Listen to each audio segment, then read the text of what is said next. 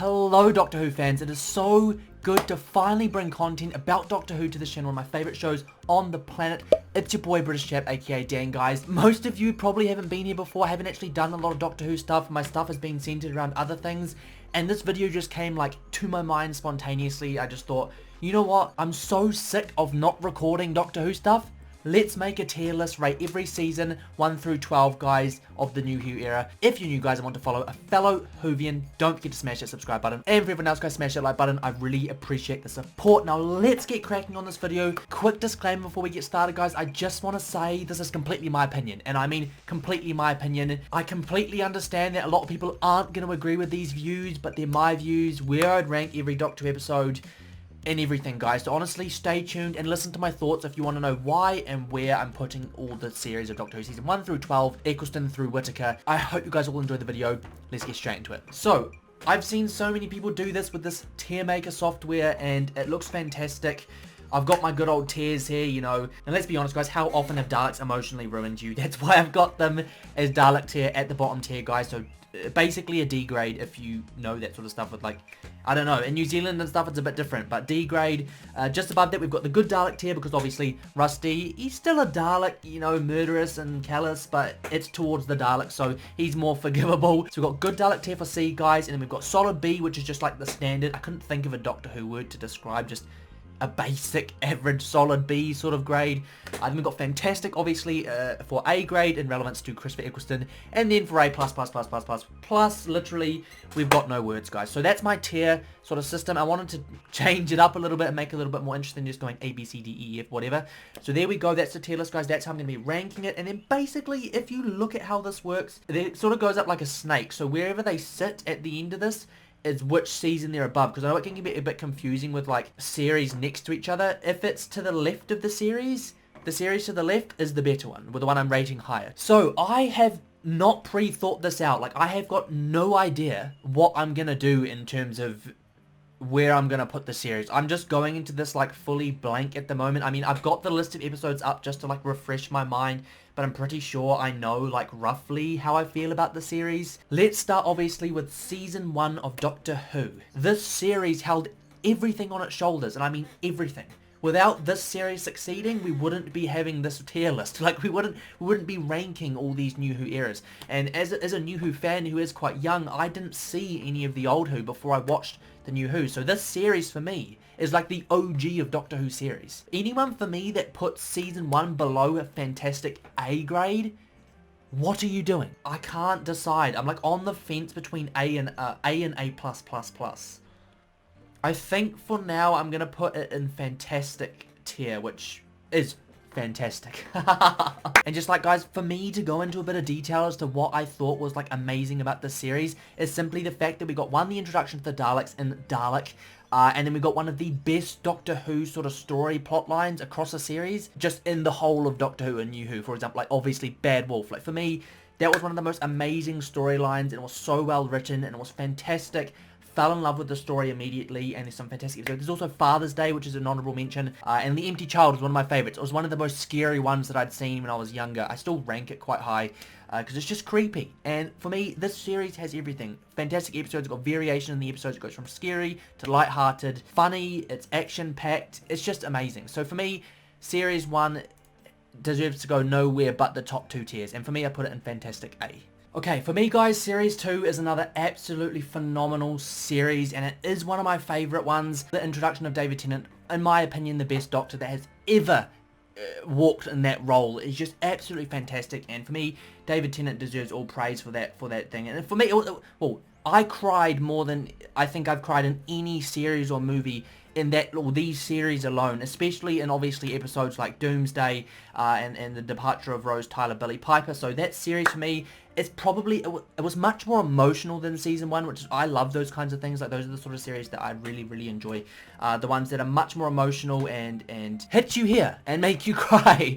You wouldn't think that I'd be saying that about the reason I like a series is it made me cry, but honestly, it was one of the most emotional series of Doctor Who. Every bit of it was amazing. Every character, the stories, fantastic. Let's just to name a few. We'll go into the stories listed, guys. And actually, arguably one of my favourite Doctor Who episodes in the whole series in The Girl in the Fireplace. So the depth in the series was phenomenal. You had fantastic episodes from Tooth and Claw, School Reunion, Sarah Jane came back, the introduction to the Cybermen. Obviously, the best episodes in this series were Doomsday and the Army of Ghosts. Probably one of the most heartbreaking scenes or episodes in Doctor Who, period. It was just crazy how it made you feel, and obviously the performances were fantastic, the story was fantastic. I do feel that in terms of like general plot arcs, it wasn't as strong as series 1, but for me the emotional connection that I got to this series was just, it made it just amazing, and absolutely amazing, and to this day it's one of the most rewatch series that I've got in my wardrobe. I watch it all the time. I just don't think I really have a bone to pick with this series, like at all. It's just one of those series that's, once again, it's just fantastic. I think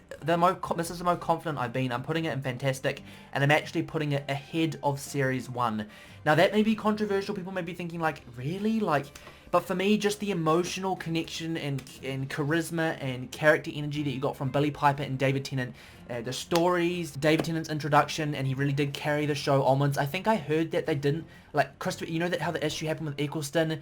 They got Tennant to film his regeneration before they knew Doctor Who would even continue, and he just, it's not like he held the ongoing things on his shoulders, but he really did give it that boost that it needed after Eccleston's departure. And everyone fell in love with Tennant immediately. I mean, if you didn't, what is wrong with you? So yeah, A tier. I'm going to try and not go into too much detail when I speak of these. I don't want to like drag this video out too long. I don't want to be like hours long. Now, Series 3. I really like Series 3, you know, like really liked it. I don't even know, like, I'm sitting here thinking, like, I can't just put everyone in fantastic. I'm, like, struggling. That's just the thing. I didn't plan this. Yeah, Season 3. Season 3, for a start, Martha's one of my favourite companions. I think that may be, like, quite a controversial opinion. Like, she just is one of my favourites. I just loved her energy on screen. I thought she was so fantastic. She was, like, I think the fact that, like, it was that step up. Like, she was always onto it, and she's obviously a doctor as well, and it was just that energy was so cool, and it also had some fantastic episodes, don't get me wrong. For a start, Human Nature and the Family of Blood, that episode was so freaking sad, it's not even funny. I don't think I was as sad as like Doomsday, but it was one of those ones that really hits you here, especially that scene when he's like thinking about what life could be outside of this romanticized Time Lord life that everyone seems to want to have. Let's not forget Blink, one of the most goated Doctor Who episodes I think they've ever made. And honestly, if I ever show someone Doctor Who, I start with that episode. And the other thing as well is, like, if you have an episode of Doctor Who that hardly includes the Doctor, and it's got that many, like, high reviews, like top tier reviews, and people are thinking like it's the best, I think it is the highest rated Doctor Who episode ever made, I think. It's right up there. It's right up there. And for me, that is the episode I show people if I'm trying to get them into Doctor Who. Blink, Weeping Angel. Series 3... You see, it also brought back the Master. It also brought back the Master and the introduction of one of the Doctor's greatest foes. You know what? I'm going to put it in Fantastic for now. I know this is getting boring because they're all in the same thing. I'm putting it in Fantastic, but I'm putting it... Yeah, I'm putting it at the bottom of Fantastic. So I still think Season 1 and 2 are slightly better than 3. Yeah, I think that's what I'm going to go with. So it's definitely in the Fantastic tier, potentially moving down maybe if I do end up readjusting these at the end. But it was a fantastic season. I loved it, guys. Absolutely phenomenal. What other episodes did we have in Season 3? Obviously, the Master and Utopia. That three-parter at the end. I know it's supposed to be like a two-parter, but that three-parter, absolutely fantastic, guys. It definitely goes in that ranking. Just a phenomenal season. Okay, guys. Season 4 of Doctor Who. I'm going to say this now. Season 4 is my favourite season of Doctor Who. I'm just going to get that out there. My favourite season of Doctor Who. Not by a mile, but it's like... I think when I look back at all the series that I've got and all the episodes that I've seen, Season 4 is on the top of my list. I mean, like, the summit, like, the very top. It's just, everything about Season 4 for me was fantastic. The thing is, though, is, like, Donna wasn't my favourite companion, but I thought she just gelled so well with Tennant, it's not even funny. She was so comedic, and the stories, like, I think, I was looking at the episodes before. Episodes, like, 8 through 13... are just amazing. Like all those, so Silence in the Library, Forest of the Dead, that absolutely dramatic and saddening episode with River Song and her departure, if you might say, from Doctor Who. And then you've got Midnight, which for me was like another one of those scary ones that don't come along too often for someone of like my age, but like when it happened, you're like, dude, that's so sick. And they didn't even show an alien in that episode, so it's like the talent in the writing and how they managed to keep you gripped to the whole series and the episodes just from that, I think is amazing. Absolutely amazing. And then you've got other honorable mentions like Partners in Crime, Fires Upon Pay was another emotional one.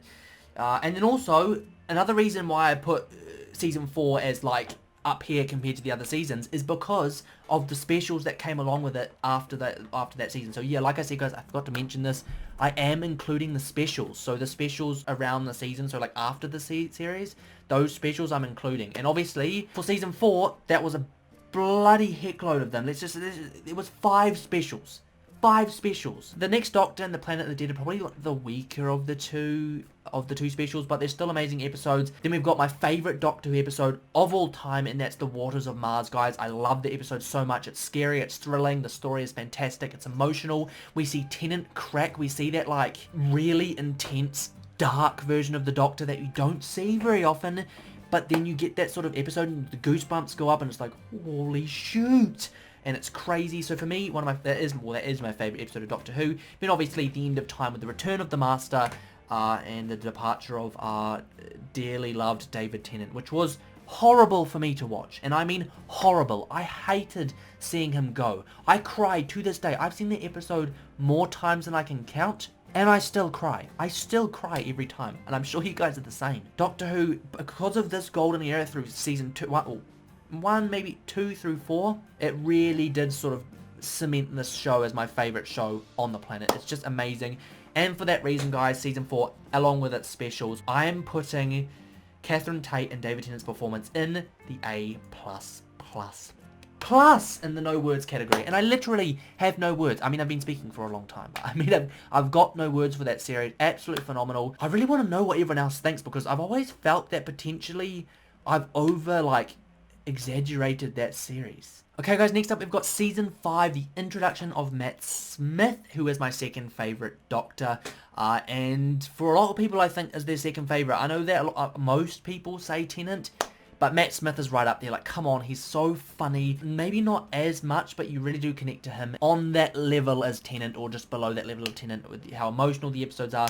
And how heartfelt they are, and how you connect to the companions, the stories and everything. I remember like when I was watching this series, there were like quite a few weaker episodes, and I'm gonna be honest, like there were quite a few ones that I remember watching and going, yeah, it's not the same as season like Tennant's era, so it already for me is like not quite on that level of amazing, but it was fantastic nonetheless. It had some fantastic episodes like the 11th Hour for me, the Return of the Weeping Angels, which I loved those episodes. They're probably my favourite episodes of this season, the 2 Weeping Angel episodes. The Hungry Earth and Cold Blood, that 2-parter was also fantastic. I want to rate this one high as well, but I know that I've got to be a bit more conservative. I also feel that like when I first watched the series, there was a big sort of bias that I had, an anchor I had, because I'd just seen Tennant leave, and it was one of the most emotional things for me, and obviously I hadn't gotten over it when Matt Smith came along, and it didn't feel right for quite a long time, and I always find that the seasons after someone departs, they always feel slightly worse, and then they seem to get better.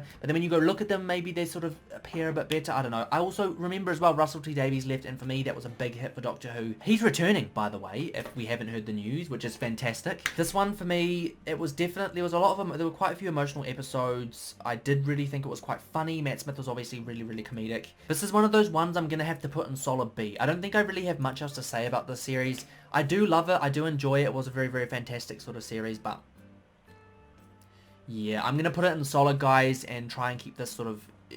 this one's going to be a bit shorter. I don't have as much to rave about, and that's already, like, a sign that I'm not that invested in it compared to, like, Tennant's era, obviously. Solid B. I may change that. I may have to move that up. I'm definitely not moving it down. Let me say that now. But definitely, it's just a solid B. It's a solid B. Okay, Season 6. Now, Season 6... obviously, it's fantastic. I really enjoyed that series.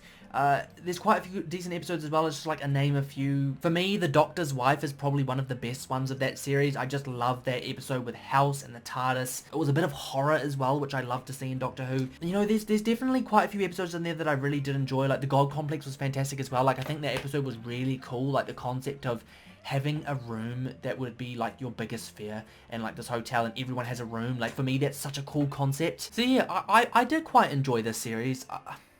Once again, it's one of those ones which I wasn't like blown away by it. Like there wasn't enough compared to like Tennant's episodes when like every single episode for me pretty much was fantastic. This for me, like I'm gonna rate this similar to season 5, not quite like up to that level of like Tennant's area. I don't think I have a lot to say. If I'm gonna rate this series, I'm probably putting it also in solid, again in the solid area.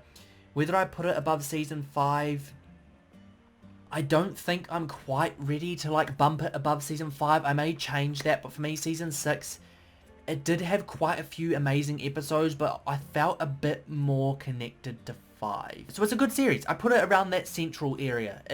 I enjoyed it. I didn't hate it. I loved, okay, I can't say that. I love every series of Doctor Who. So how do I describe that? It's just like in the middle of my awe for the series. It's like right in the middle. Okay, series 7 was a very interesting one for me to like rank, and that's because we have like this weird part 1 and part 2 nature, if you remember. So we've got the episodes with Amy and Rory, and then we've got the episodes with Clara. I've already got a very unpopular opinion about Clara, which I know a lot of people don't agree with. She's actually my favorite companion, like as in central companion. I'm not including like Jack and Mickey, and I'm talking about like central companions, so like Rose, Martha, Donna, Bill, you know what I'm trying to say, like those central companions.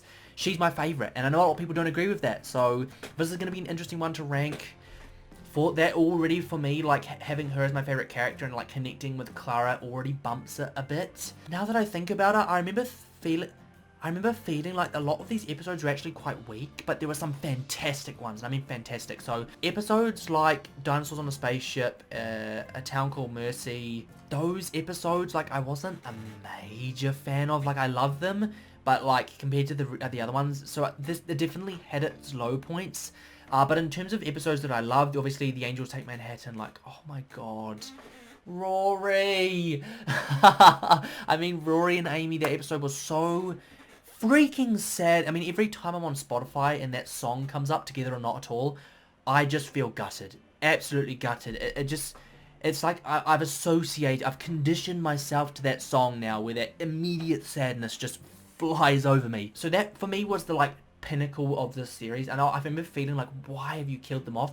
But it was such a beautiful story to see Amy go from really not sure whether she wants the Doctor or whether she wants her lover Rory, and she was skipping her wedding and she was doing all this. So she had that arc of being not sure who she wanted or what she wanted, to falling completely around and coming full circle and go to be with her husband and live their life to death, as the Doctor described it early on in the series, or early in previous series. It did feel like that carried it a little, and I did sort of, the first part, it bolstered it a bit. It bolstered it a bit, let's be honest, come on. Now, we then obviously see the introduction of Clara, who we've actually met before. If you've seen Doctor Who, you know her storyline is bloody crazy. And I actually preferred the second part of this series over the first part, and the biggest reason for that is because of the specials and the finale. So we've obviously got the name of the Doctor, the day of the Doctor, and the time of the Doctor. Now, those three in themselves already bolster the series for me big time, and I mean big time, especially the Day of the Doctor, because we saw the return of David Tennant, we saw Matt Smith, we saw John Hurt, and it was just such, Billy Piper as well, how could I forget? It was a phenomenal episode. Like, we saw the return of so many characters. Probably actually I liked a bit more was the Time of the Doctor. I thought that episode was so well written again, and it was so heartfelt and emotional. The Doctor stayed, the Doctor protected, and ultimately the Doctor dies. So that episode was so hard to watch, and also so emotional. That ending scene, that little montage we get of him speaking to Amy, of him with fish custard, taking the bow tie off. Like, I remember when I watched that, I was like, not the boat, are you kidding me? This series, those specials for me just brought it way up here. I did feel that the general story let me down a little bit. You know, we've got the like subplots and then we've got the general story. I did feel like it wasn't as strong. But in saying that, all these specials, all these fantastic episodes, for me, this series actually has a lot in its arsenal. And I'm going to rank it above all those ones I've done before. But, oh, this is hard. Do I put it above series 3? This is going to be, I know this one's going to be controversial, because I know a lot of people didn't like this series that much. Oh my goodness. I think just because of the specials and how amazing they were, I'm going to put it here. Oh, that's going to be controversial. I can feel it. The specials were amazing. I love the characters and the series itself. I say that a lot. I just love everything about Doctor Who, and this series for me had a lot going for it, but did have big holes. So it was one of those ones that, like, those specials really pushed it higher than it could be. Otherwise, I would be tempted, if the specials weren't in the series, I'd probably be tempted to put it in the top of solid B. Okay, Series 8 of Doctor Who, the introduction of Peter Capaldi, and for a lot of people, actually, he's one of their favourites. And I remember seeing, like, a lot of stuff going around during his time, and people sort of saying, I don't know why Capaldi gets hate. He is literally one of my favourites. I love Capaldi as well. I was a bit shocked that people were saying he's their favourites, because for me, I definitely see there's a big gap between Smith, Tennant, and Capaldi, not because of the acting, but because of the writing. Like, we sort of saw a sheer drop, and we still continue to see that, unfortunately, of writing. Oh, that's right. Listen, one of my favourite Doctor Who episodes, actually, from Capaldi's era. We had Kill the Moon, we had Flatline, which is another really popular one. I've also heard rumours that Flatline's going to get a sequel in the upcoming series, well, the series after the upcoming series of Doctor Who, as per Russell T Davies. So there was fantastic episodes. Also, let's not forget we saw the return of the Master in Missy form, which was the biggest shock ever. If it wasn't for John Sims' impeccable performance as the Master, she would be my favourite. She's like almost on par with him. I love Missy so much. So for me, this series had a lot going. We also see Into the Dalek, which has Rusty in it, which I've named the second to bottom tier after Rusty the Dalek. So generally fantastic series. I don't have a lot of complaints to make about season 8 actually. Like, it's a really solid series.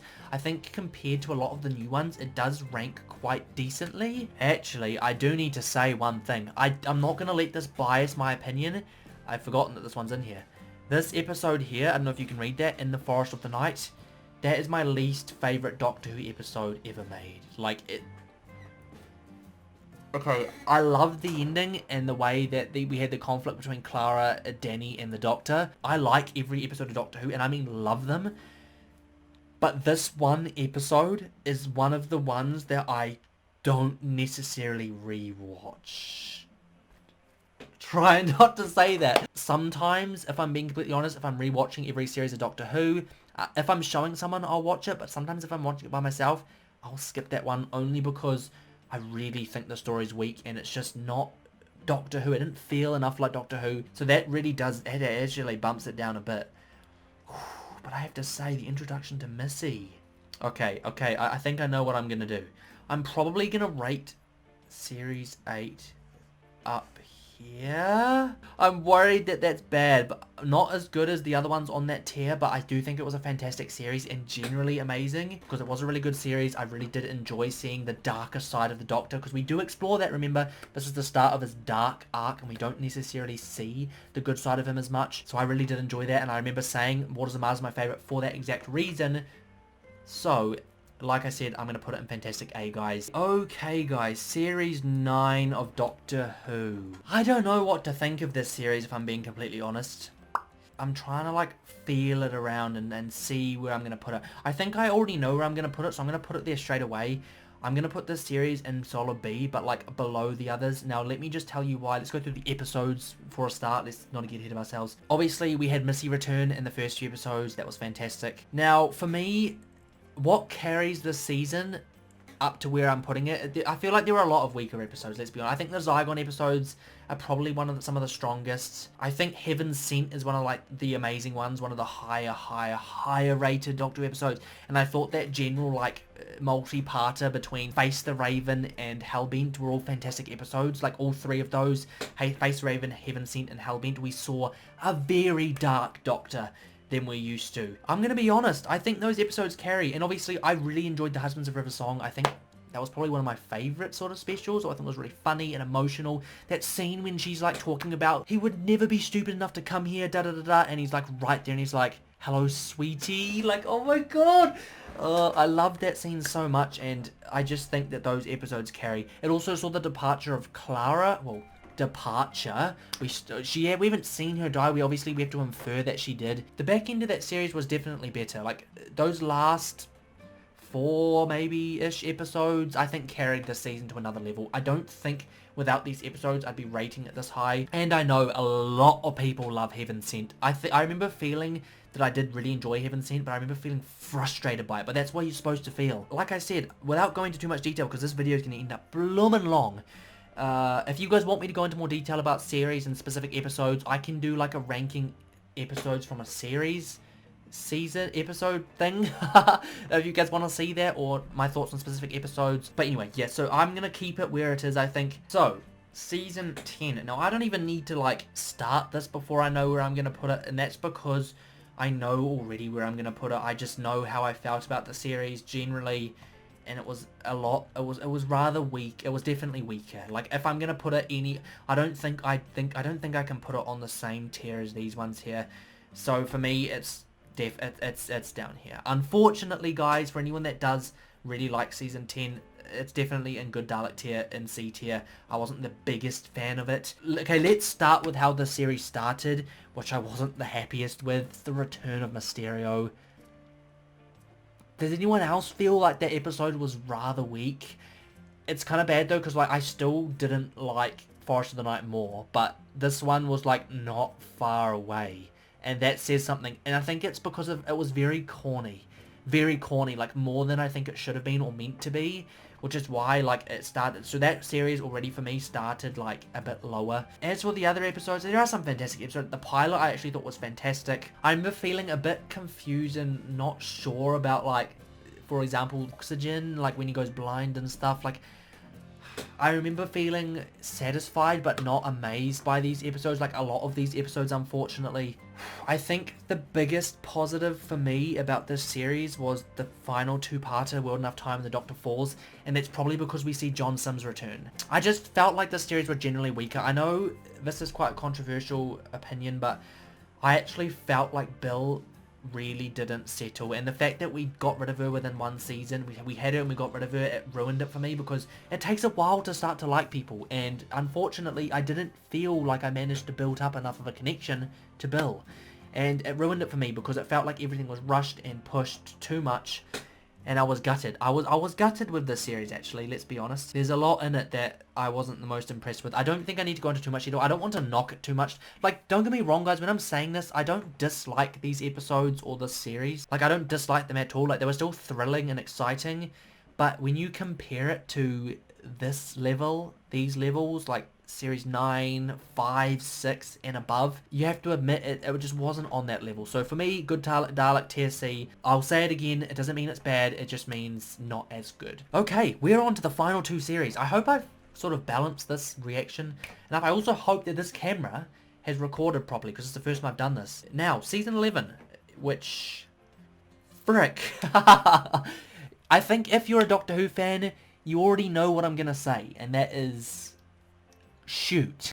I don't want to go into too much detail about this because it's such a controversial thing to say, and I've had debates with people about it before, and I've sort of regretted starting those debates, so I'm going to say this right now. This is right down here for me in terms of series, and let me just put it out there. It's not because of Jodie Whittaker. It's not because of the other companions or anything. I thought the chemistry you had between them was amazing, like fantastic. I love the companions, the whole having 3 companions, having a 4 sort of TARDIS team. I think Jodie's amazing. Like if you've seen I know I've seen Broadchurch, and she's amazing in that. I was so excited for her to become Doctor Who. But just the series and the writing, I'll bring this up again and again. The writing for me took a big dip, specifically when Chris Chibnall took over. And I'm not saying that he's a bad writer, because I know he's done fantastic things before. Something just didn't connect. It didn't work with him in the most recent few series, and it was really unfortunate to see.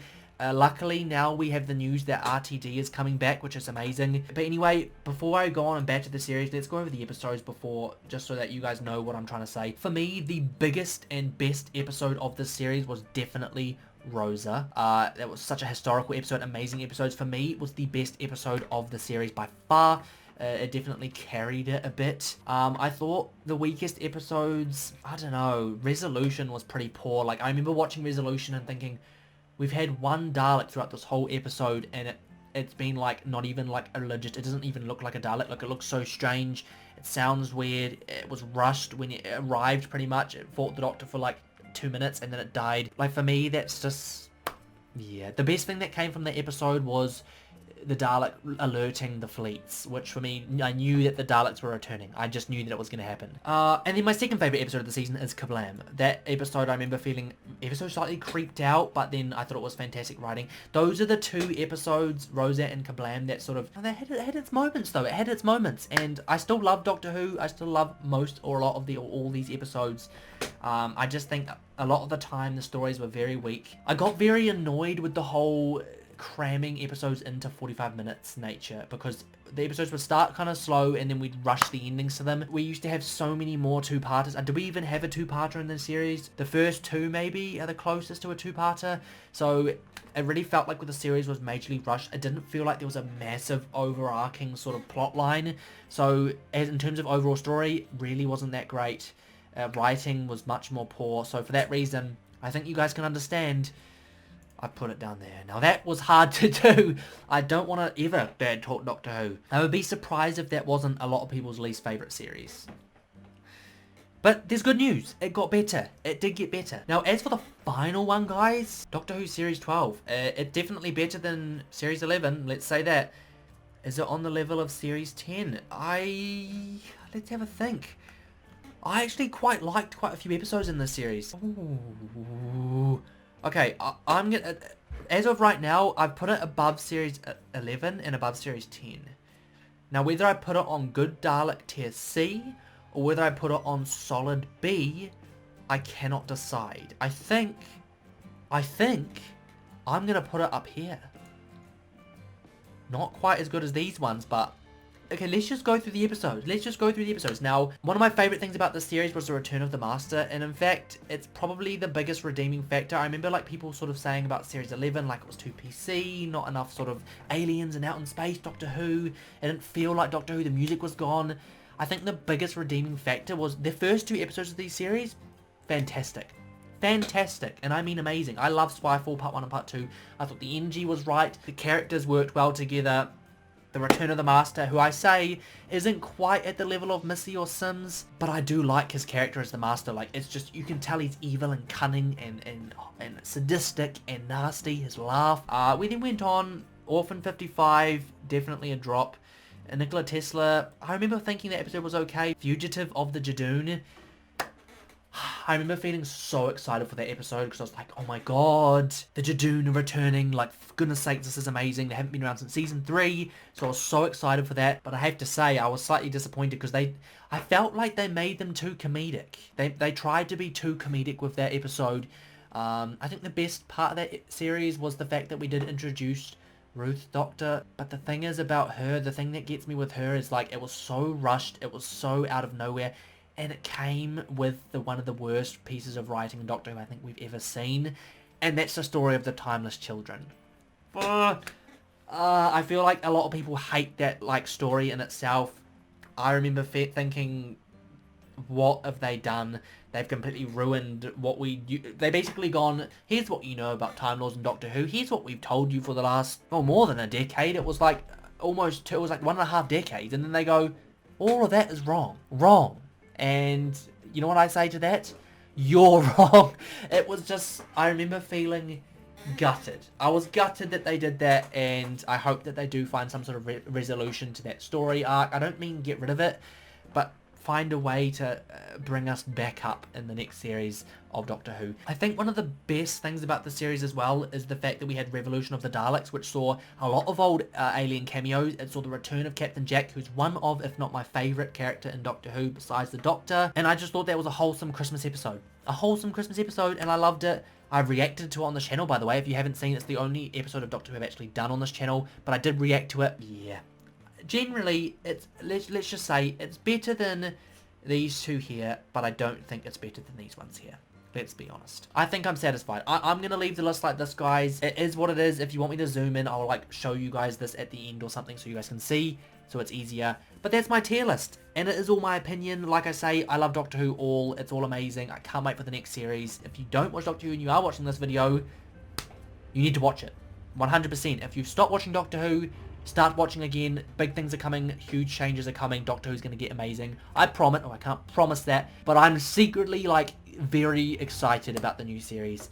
of Doctor Who, and I'm excited to see what I can do with that series on this channel. So if you guys, like I said, are new, don't forget to subscribe. I can do more content like this. I was thinking of doing breakdowns of every series, actually, ranking every episode, talking about every episode. I can do like top 10 favorite episodes. I can do all sorts, guys, you name it.